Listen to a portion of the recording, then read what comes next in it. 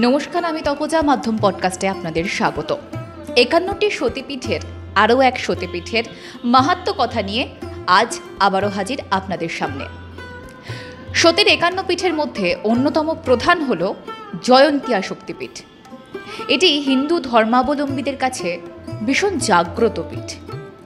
বর্তমানে বাংলাদেশের সিলেট শহর থেকে 38 কিলোমিটার উত্তর পূর্বে বাউরিভাগ গ্রামে এটি অবস্থিত।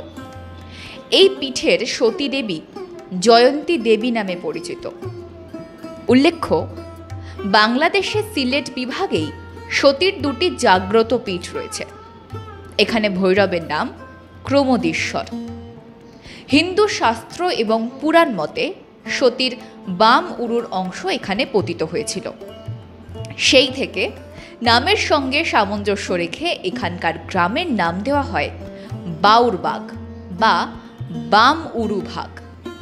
দেবীর শক্তিপীঠ এতটাই জাগ্রত যে এখানে মাকে ভক্তি ভরে ডাকলে ভক্তের মনোবাসনা পূর্ণ হয়। মন্দিরে শক্তিপীঠের মূর্তি বলতে রয়েছে একটি অগভীর গর্তে চৌকো পাথরখণ্ড।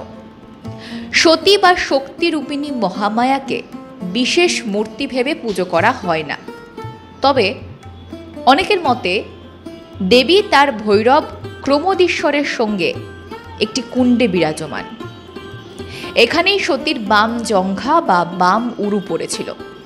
একইভাবে মন্দিরের মধ্যেই একটি জলাধার কুণ্ড রয়েছে। এর জল ভীষণ স্বচ্ছ। মনস্কামনা পূর্ণ করতে ভক্তরা এই কুণ্ডে স্নান করেন এবং মন্দিরে পুজো দেন।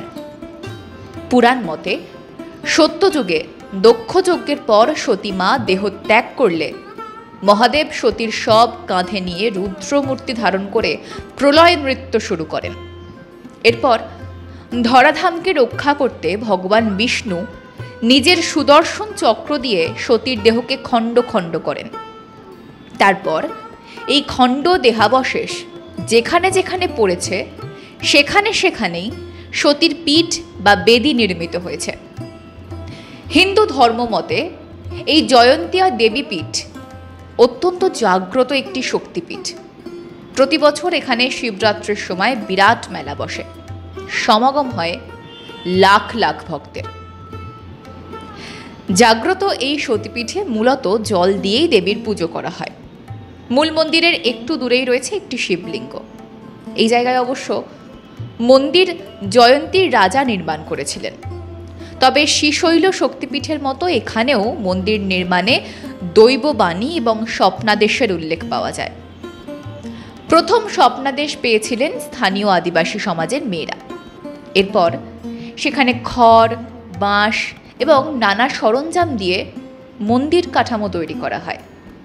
ঠিক এরপর থেকেই শুরু করা হয় শক্তি পুজো, দেবীর আরাধনা।